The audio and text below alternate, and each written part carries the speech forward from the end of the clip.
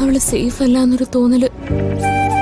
അതെ, പ്രത്യേകിച്ച് ഇപ്പോഴത്തെ കാലത്ത് മക്കളെ കുറിച്ച് അധികം ടെൻഷൻ പാടില്ലെന്നാ. എത്രയോ അമ്മമാരുടെ സ്നേഹമുള്ള കുട്ടികള് UK-യിലും അമേരിക്കയിലും ഒക്കെ പഠിക്കാൻ പോകുന്നു, വർക്ക് ചെയ്യുന്നു. ആ അമ്മമാരൊക്കെ എങ്ങനെ സമാധാനായിട്ടിരിക്കുന്നെ? എടുത്തി പറയുന്നത് ശരിയാ. പക്ഷെ അവരുടെ ഒന്നും പുറകെ ഇത്രയും പ്രശ്നങ്ങളൊന്നും ഉണ്ടാവാറില്ലല്ലോ. മോളുടെ കാര്യം അങ്ങനെയാണോ?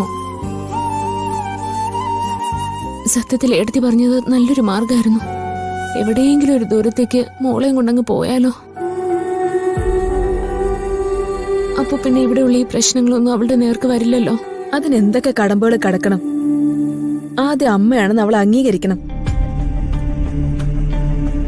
അത് കഴിഞ്ഞ് ഉറ്റവരെ വിട്ടുപോവാൻ അവര് സമ്മതിക്കണം. അതൊക്കെ 1-2 ദിവസം കൊണ്ട് പ്ലാൻ ചെയ്യാൻ പറ്റുന്ന കാര്യങ്ങളല്ല. ഏറ്റവും ചുരുങ്ങിയത് ഐശ്വര്യയുടെ മുന്നിൽ നിന്നെങ്കിലും അവളെ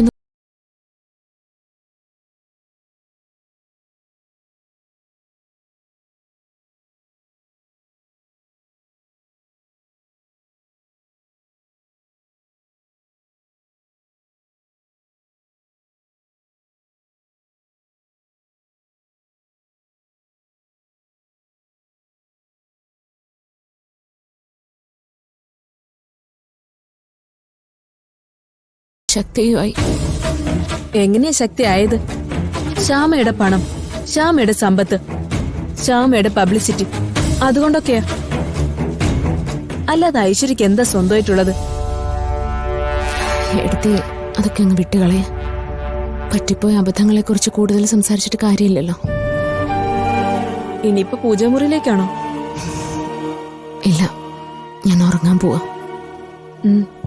എന്നാ കിടന്നോളൂ. മോൾ അവിടെ സമാധാനമായിട്ട് കിടക്കുന്നുണ്ടാവും. ശരി എടുത്തേ.